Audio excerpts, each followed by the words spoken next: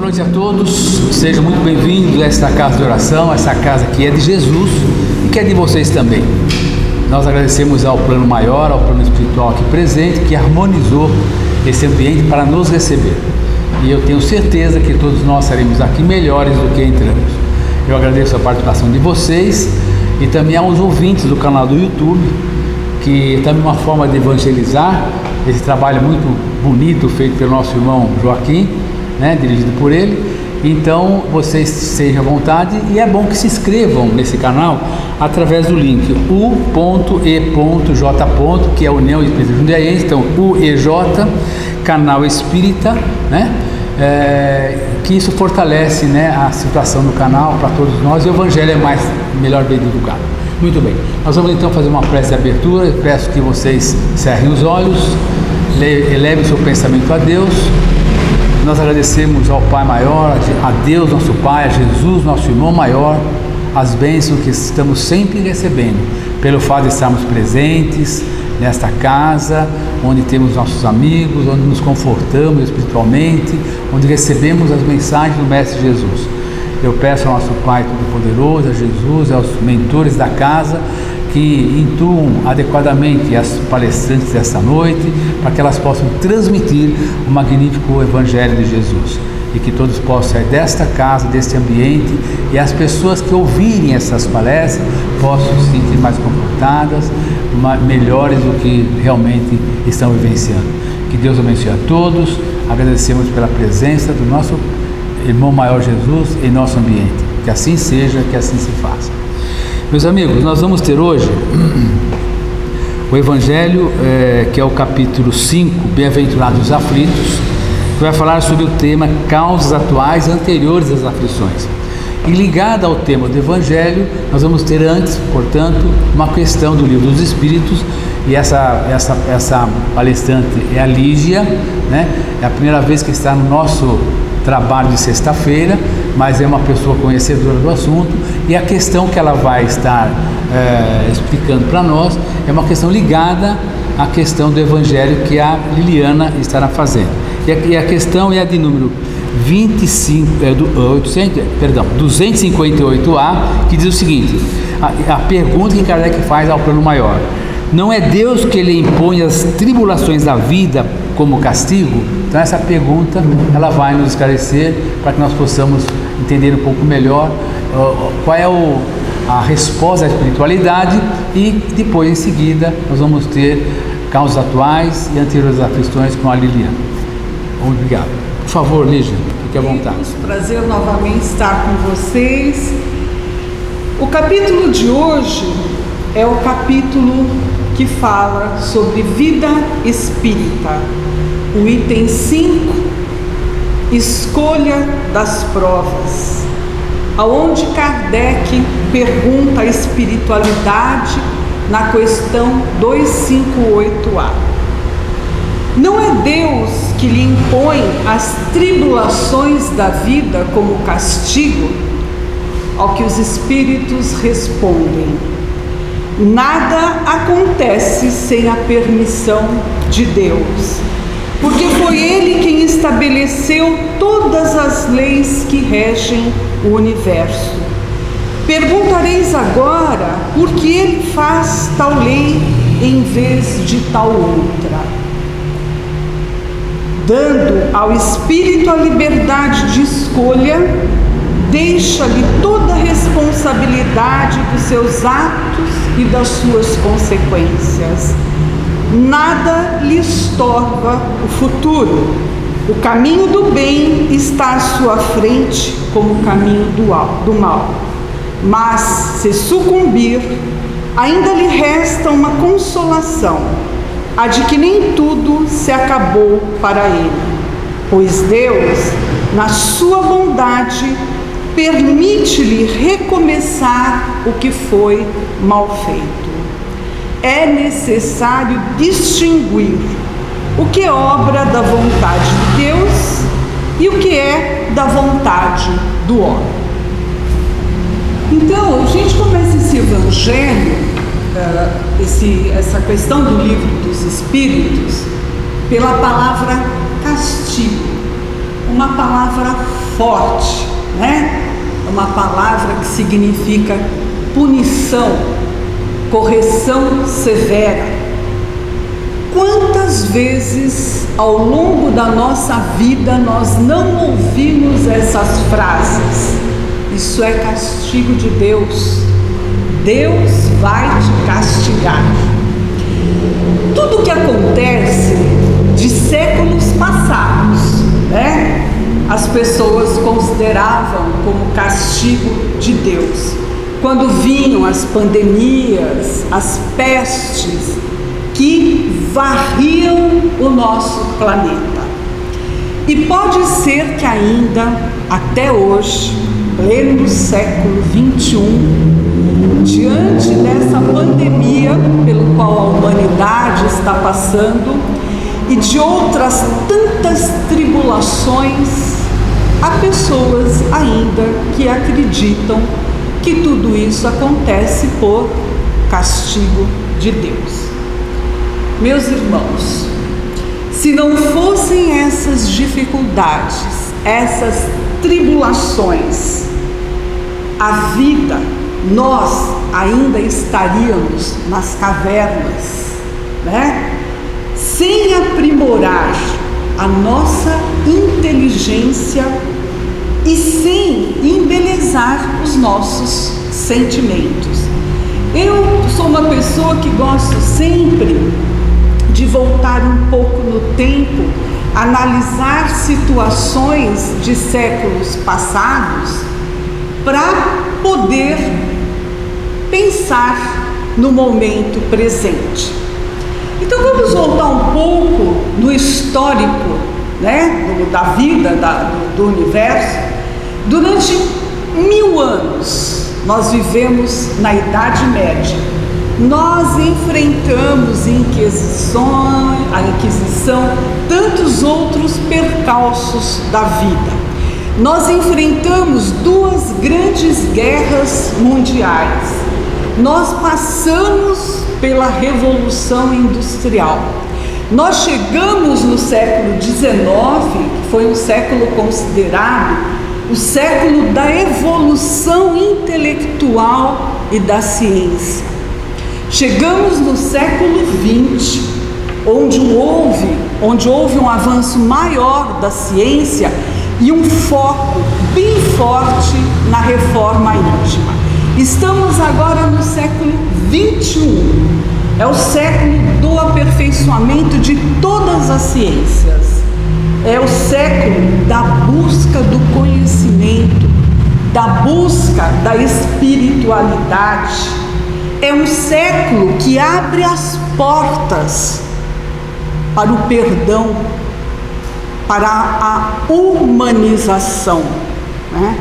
Então, eu gostaria de perguntar para vocês o seguinte: depois de todo esse caminhar da época das cavernas até o século XXI, do avanço científico, do avanço tecnológico, do avanço pessoal, a lei divina castiga ou educa? O processo da vida, meus irmãos, ele é educativo, ele não é um processo punitivo. Nós precisamos entender que essas dificuldades, obstáculos, tribulações, por tudo que nós passamos, pode ter origem, tanto na vida passada como na vida presente, né? A justiça divina, ela é justa, ela é imparcial, ela não pune, ela não castiga, né? O que acontece? A justiça divina, ela dá ao homem, através das provas e das expiações, né, a oportunidade para que ele possa saldar os seus débitos, né? Há um conjunto, sim, de leis no universo. Entre elas, a gente sabe que existem as leis morais, né? Cujo objetivo é o bem de todos nós. Se o Criador é uma inteligência suprema. Ele nos dá total liberdade de escolha, mas ele também estabelece um princípio de responsabilidade. As leis divinas, elas estabelecem que nós, quando eu digo nós, eu me refiro à humanidade, nós somos responsáveis por aquilo que nós provocamos a nós mesmos e ao nosso próximo. Todas as ações acarretam consequências, no bem ou no mal. O Espiritismo, ele não vem falar de uma lei de castigo. Deus não castiga. Nós só colhemos o que plantamos. Acho que muitos de vocês já ouviram essa frase. É a lei de causa e efeito, né? Então o que acontece? Nós estamos aqui para aprender, para respeitar esse processo educativo da vida que nos leva rumo à nossa evolução espiritual. É preciso que cada um de nós verifique a sua conduta, verifique onde errou. É preciso que haja o arrependimento e é preciso que nós mesmos possamos reparar o mal que nós praticamos. E o mais importante de tudo, que eu acho, é preciso não terceirizar a culpa. Porque nós, infelizmente, terceirizamos a culpa. Nós terceirizamos a culpa dentro do nosso lar, no nosso ambiente profissional, com os nossos amigos, né? Nós temos exemplos do dia a dia. Eu nunca me esqueço de um exemplo. Um dia, conversando com uma mãe de uma amiga da minha filha no colégio, ela falou assim: a minha filha foi reprovada, mas também a professora não soube passar a matéria e a escola é fraca. No próximo ano, minha filha vai mudar de escola.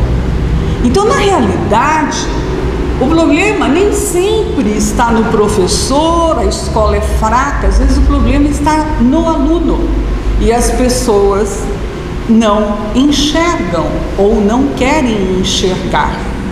Então, é necessário que a gente não terceirize a culpa, principalmente colocando a culpa no Pai Todo-Poderoso, né? Nós temos as nossas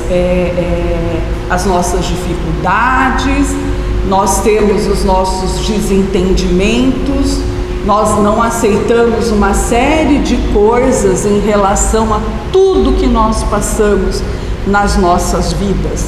Mas de repente a gente precisa parar, avaliar a situação e ver realmente que essa culpa não vem do alto.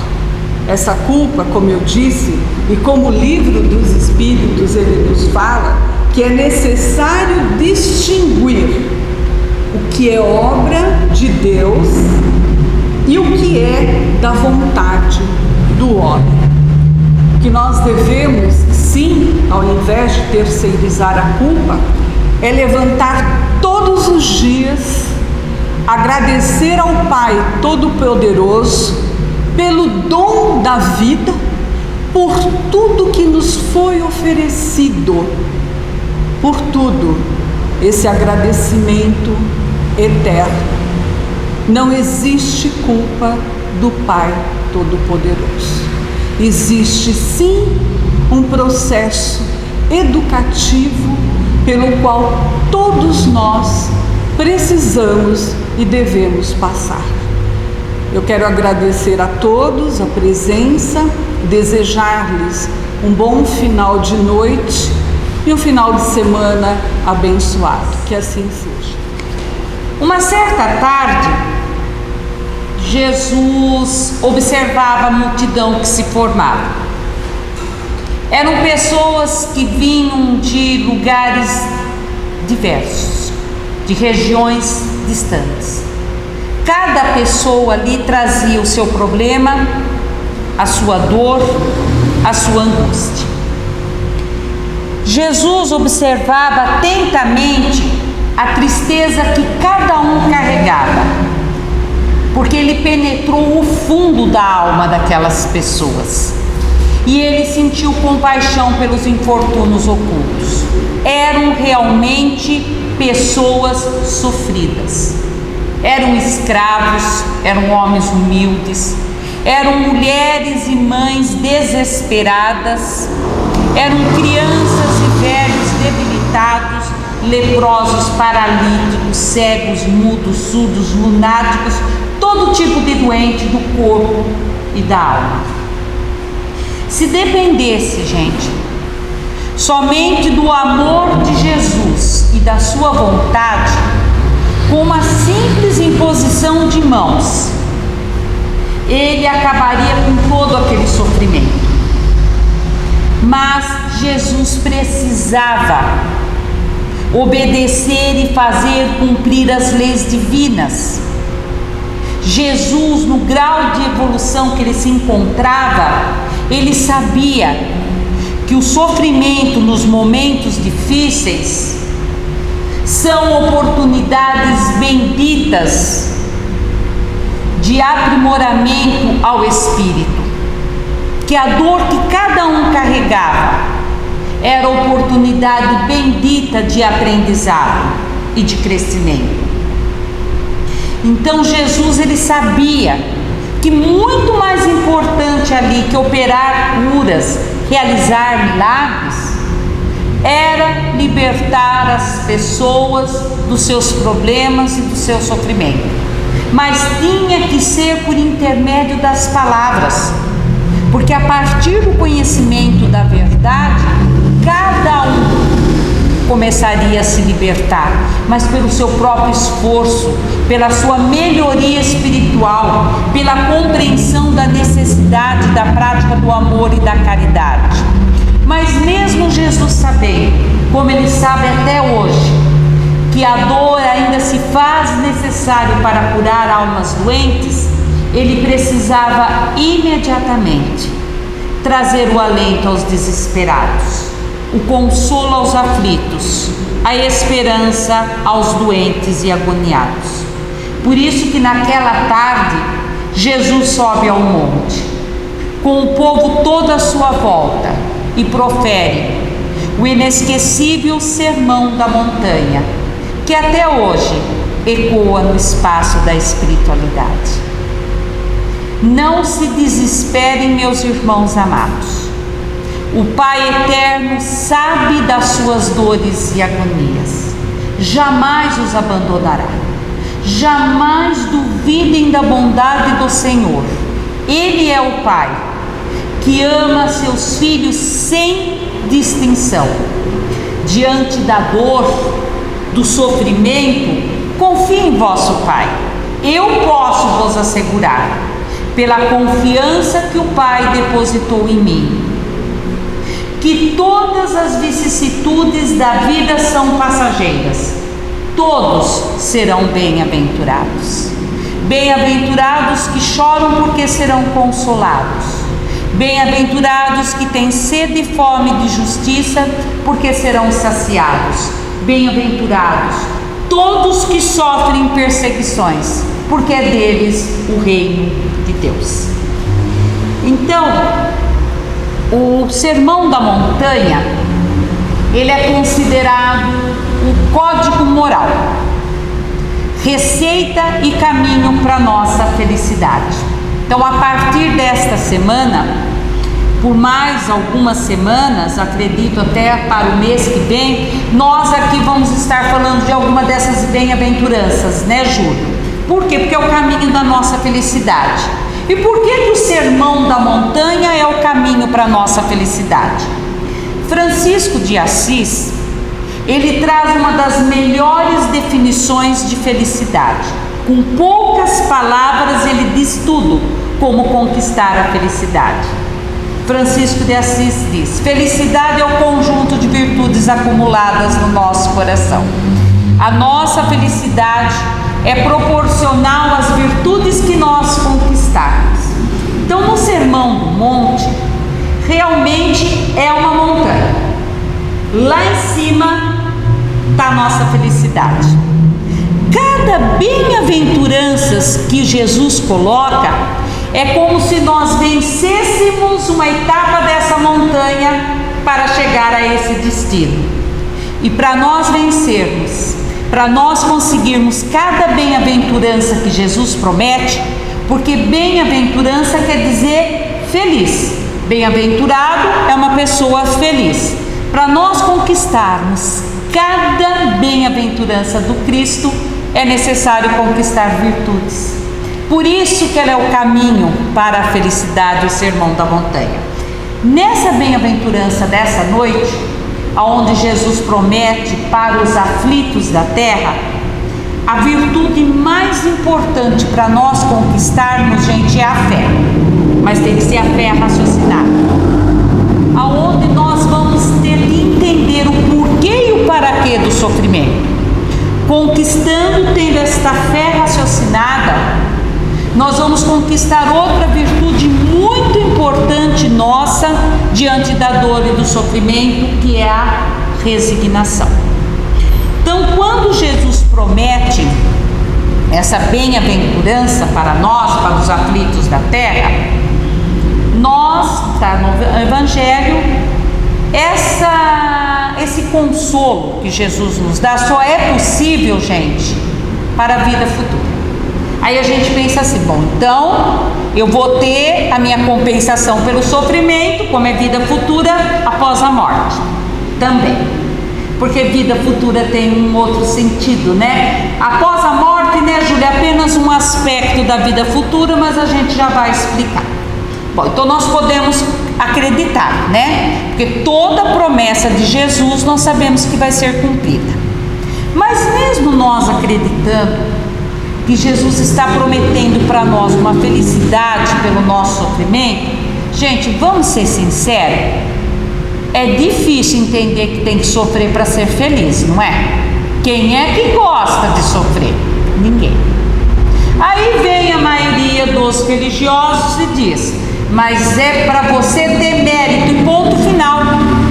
Não te explica o porquê ou para quê. Tá bom, eu sofro para ter mérito, mas por que existe diferença de sofrimento? Por que um sofre mais que o outro? Por que um nasce na riqueza e o outro na miséria, sem que não se explique nada para essa diferença? Por que tem pessoas, gente, que tudo dá certo na vida dela? Parece que a sorte e a felicidade está batendo na porta dela a todo instante. E outros que lutam, se esforçam, parece que nada dá certo na vida dele. É difícil para a gente ver vícios e virtudes, gente, tão mal distribuídos. Quantas vezes a gente vê homens virtuosos que são obrigados a conviver, desculpa falar, mas com homens maldosos, que prosperam cada dia mais. Quantas doenças de nascença, crianças sofrendo, mortes prematuras, e aquele pequeno ser não teve nem tempo, gente, de dizer que está sofrendo a lei de causa e efeito. Quantas pessoas aí que às vezes é o sustento da família, gente, e ele é levado pela morte ou fica inválido em cima de uma cama. Então são fatalidades, né? A pandemia, como está acontecendo agora, quantas pessoas boas desencarnando, as catástrofes, esses acidentes, esses desastres, né? Onde muitas pessoas morrem. Então são situações, são fatalidades, né? Muitas vezes, gente, que a hora que a gente vê aquilo, realmente parece que Deus pune, Deus castiga. Isso daí, né, parece desmentir a justiça de Deus. Então a gente acredita na promessa de Jesus, sim, traz aí uma paciência, um consolo, mas não explicam essas diferenças, gente, que parece então realmente desmentir esse amor e essa justiça de Deus. E isso faz 2021 anos que Jesus trouxe para nós. Quando Jesus trouxe a bem-aventuranças para nós, o sermão da montanha, o que acontece conosco, gente?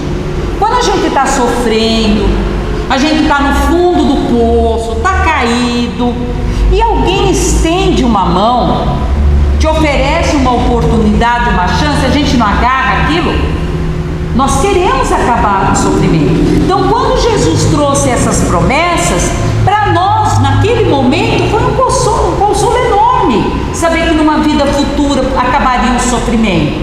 Só que toda oportunidade, toda chance que aparece para nós, se não for trabalhado ali, gente, uma base sólida, uma fé raciocinada, onde você vai entendendo as mudanças, o que tem que ser feito, aquela esperança de início, ela vai se dispersando no meio do sofrimento, e parece que ela acaba. E foi o que aconteceu conosco. Foi se passando o tempo, e muitas dessas situações que surgem na nossa vida, que a gente não entendia o porquê, o para quê estava sofrendo, foi deixando cada vez mais distante essa promessa do Cristo. E a gente começou a acreditar mais num Deus que pune e castiga. A Lígia mesmo falou como é comum essas frases, né, nós ouvirmos. Até hoje a gente ouve isso, né? Até nós de vez em quando escapa uma frase dessa, né? Então o que aconteceu? Começou-se a acreditar mais que Deus punia, que Deus castigava, do que Deus do amor, da justiça. Aí nós estávamos sofrendo, chegamos ali no século XVIII, sofrendo muito, século XVIII, século XIX, aí Jesus falou, não, meus irmãos estão sofrendo demais, eles não compreenderam o caminho da felicidade, eles não compreenderam as bem-aventuranças, está na hora de enviar outro Consolador. E vem as vozes dos imortais, através das abençoadas mãos de Kardec e de toda a sua equipe, tanto de encarnado como desencarnados, trazer as verdades que todos nós ansiávamos. E nessas verdades estava o porquê e o para quê do sofrimento e da dor. Então, no terceiro livro da codificação, o Evangelho, Kardec coloca lá a citação evangélica, que nem eu fiz agora para vocês. Essa citação está em Mateus capítulo 5, versículos 4 ao 10. E após a citação do Evangelho, nesse caso a bem-aventurança, a explicação da espiritualidade. Neste caso, as vicissitudes da vida, que nós sabemos, né, gente? É toda aquela situação que nos provoca sofrimento. Pode ser aí uma dor física, uma dor moral, uma perda, uma miséria, um conflito, tudo que gera esse sofrimento. As vicissitudes da vida são consequências naturais da conduta ou do caráter de quem está sofrendo. Ah, mas isso daí não é novidade dos espíritas. Hoje em dia tem tantas áreas, né, de terapia, profissionais que trabalham na parte que mexe com o emocional, já mostrando isso às pessoas. Mas o Espiritismo tem um diferencial. Vamos pôr uma vírgula depois de consequência natural de quem está sofrendo. As causas dessas consequências podem estar na vida atual ou na vida anterior. Começa a se explicar o porquê e o para quê. Porque essas chamadas fatalidades, essas situações que naquele momento nós não vemos como causador, faz parte do nosso passado.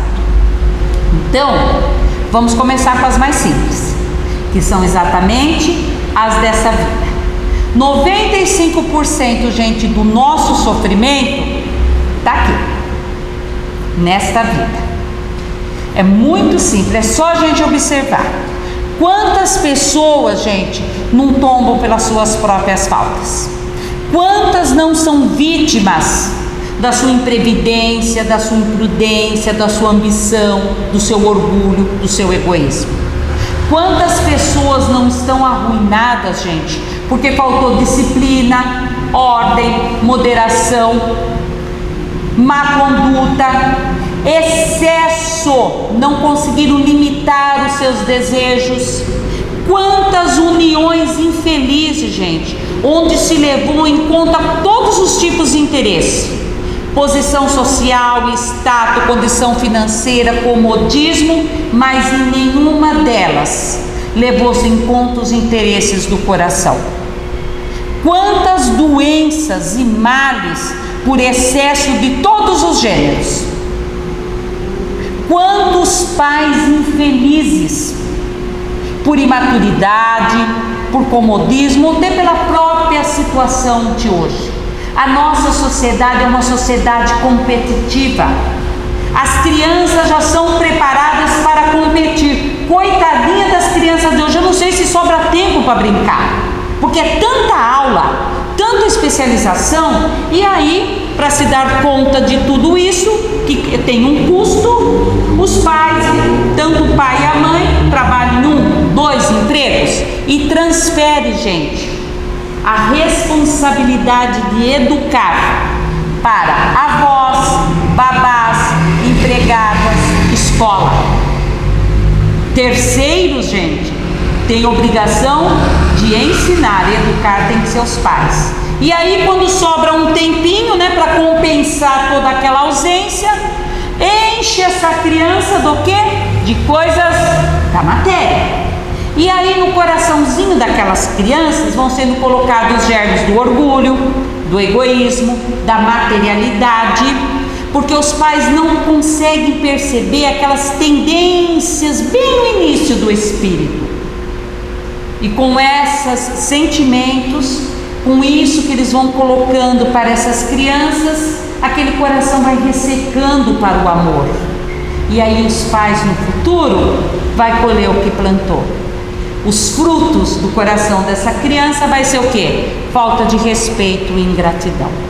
Então todos, gente, que tem o coração acometido pelas vicissitudes, pelas decepções da vida, pelos infortúnios, se fizer um exame de consciência, mas tem que ser sincero, tá? Porque a gente consegue mentir para nós mesmos, e o pior de tudo, a gente acredita na nossa mentira.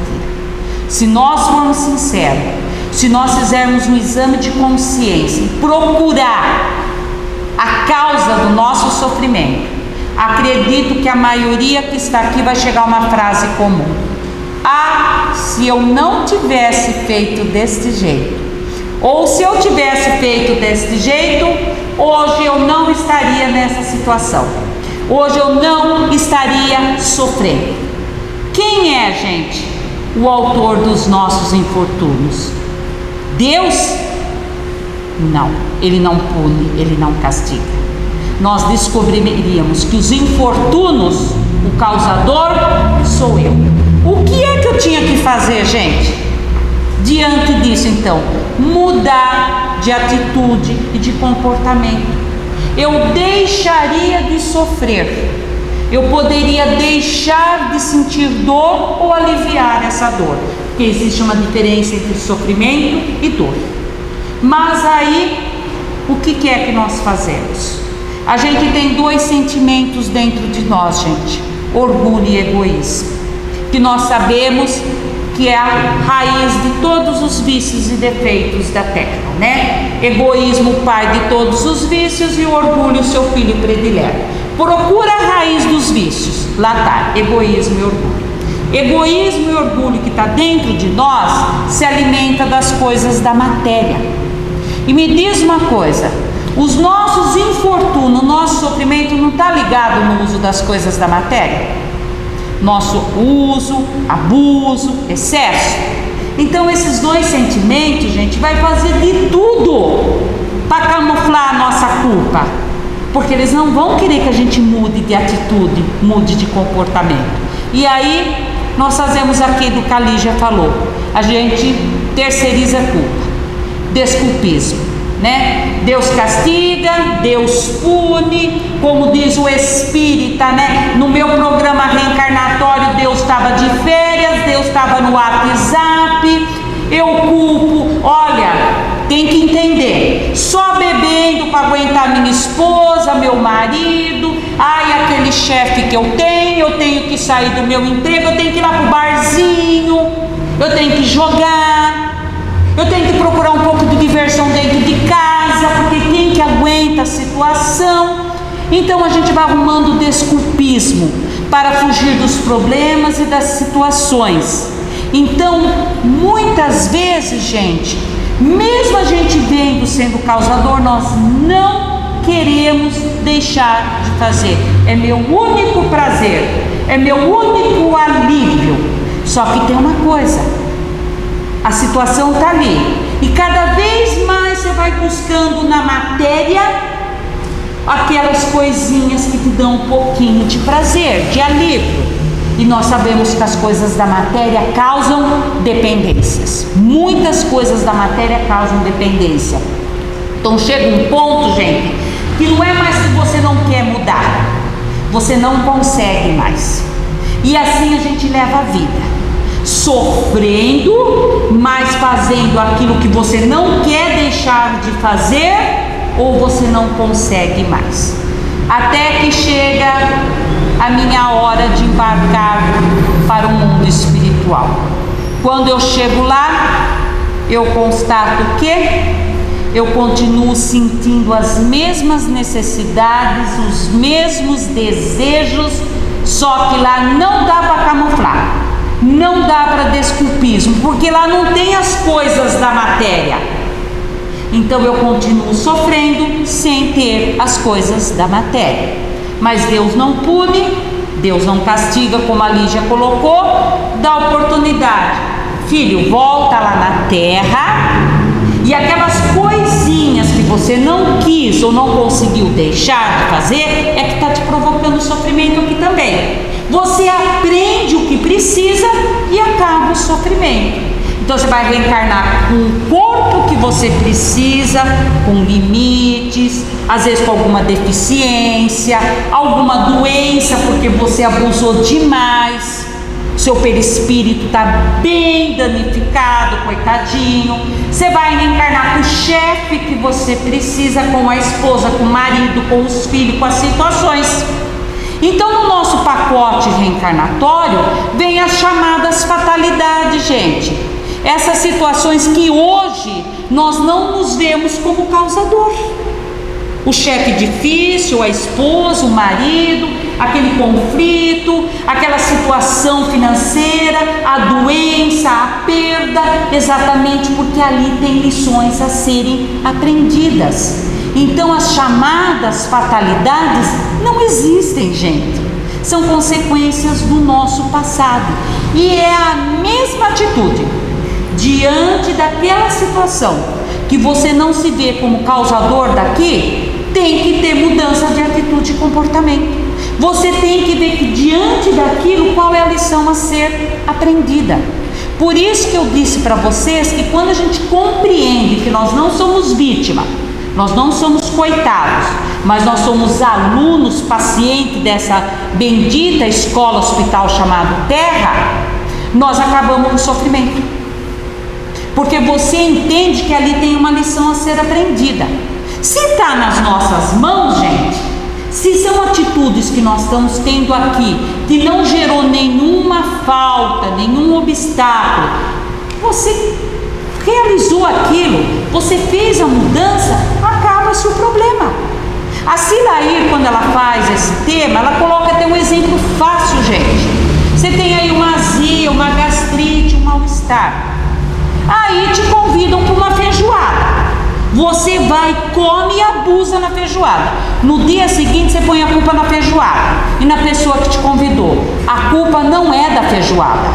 A culpa não é de quem te convidou, porque a pessoa que convidou pode comer. A feijoada, para quem não tem problema, pode comer. O problema está em você. Bastaria, você não sofreria se você não comesse a feijoada. Lógico que isso é um caso, um exemplo simples, mas é lógico, gente, está nas nossas mãos. E diante daquelas situações aonde, por exemplo, uma dor, uma deficiência, uma perda, ali tem lição a ser aprendida também, gente. Veja que lição que você tem que trabalhar ali. É uma tolerância, é a resignação, é o trabalho, é a fé. Então o sofrimento a gente acaba com ele. O nosso sofrimento, gente, ele não é necessário. Ele é a nossa teimosia, a nossa rebeldia diante da dor que chega até nós, você não querer mudar de atitude e comportamento. Ele vai durar o tempo necessário da nossa teimosia. Agora a dor, ela pode ser uma dor auxiliar, que é aquela dor que vem exatamente para te despertar. Quantas pessoas, às vezes, diante de uma dor aqui, de uma azia, de uma gastrite, né? Ela não muda de atitude, ela não muda de comportamento e aquilo se acaba. Existem agora aquelas outras dores, gente, que elas já são expiatórias. Elas fazem parte do nosso passado. Talvez elas nos acompanhem na encarnação, mas dependendo como você lidar com aquela situação, você acaba com o sofrimento. O De Lucas coloca numa palestra dele, que chegou um jovem no final da palestra e falou assim: ai, De Lucas, eu gostaria tanto de ter o fígado e o estômago bom. É, meu irmão, por quê? Porque eu ia beber e comer tudo o que eu queria, mas eu ia abusar. Graças a Deus, né, meu irmão, que você tem o fígado e o estômago comprometido. Então é a dor que vem para te frear, para que você não continue naquele erro. Então, gente, está aqui nas nossas mãos. Por isso que Jesus disse que a felicidade é da vida futura. A vida futura que Jesus está colocando é a partir de agora, gente.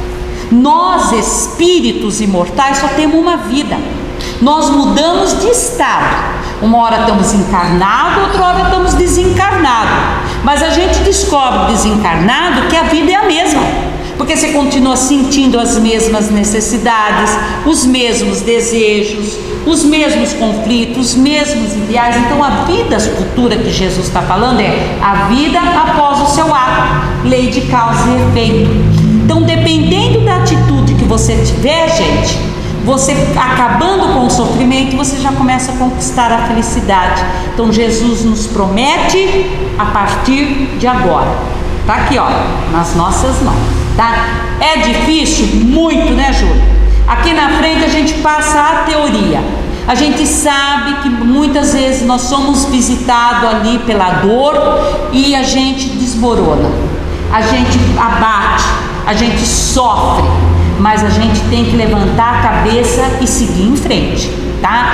E quando a gente estiver muito assim para baixo, se sentindo meio que abandonado, né? E a gente começa com as lamentações. Vamos lembrar o que o Chico nos falava? O Chico, quando a gente procurava ele: ai, Chico, não aguento mais meu casamento, não aguento mais minha esposa, meu marido, meu filho me deixa de cabelo branco, aquele emprego, e lamentava e reclamava, né, que a gente costumava fazer. O Chico, com toda a paciência, falava: mas meu filho, você tem que lembrar que você nasceu no lar que você precisa. Você vestiu o corpo físico que você merece. Você mora onde melhor Deus te proporcionou, de acordo com as suas posses. Você possui os recursos financeiros coerente às tuas necessidades, nem mais nem menos, mas o que é justo para o teu aprendizado e lutas terrenas. O ambiente de trabalho você elegeu para as tuas realizações. Teus amigos e teus parentes foram almas atraídas pela sua afinidade e necessidade. Você tem o livre-arbítrio, liberdade de pensar, de agir, de buscar, de achar. de expulsar, de mudar, de modificar tudo à sua volta. Mas lembre, meu filho, o plantio é livre, mas a colheita é obrigatória. Teu pensamento e tua vontade são a chave. Teus atos e tuas atitudes são as fontes de atração e repulsão de sua jornada. Não lamente, não reclame, não se faça de vítima ou coitado. Pare, reflita e veja que está nas tuas mãos a mudança e a transformação. Nós sabemos que ninguém pode voltar atrás e fazer um novo começo, mas nós podemos, a partir de hoje, fazer um novo final. Boa noite a todos.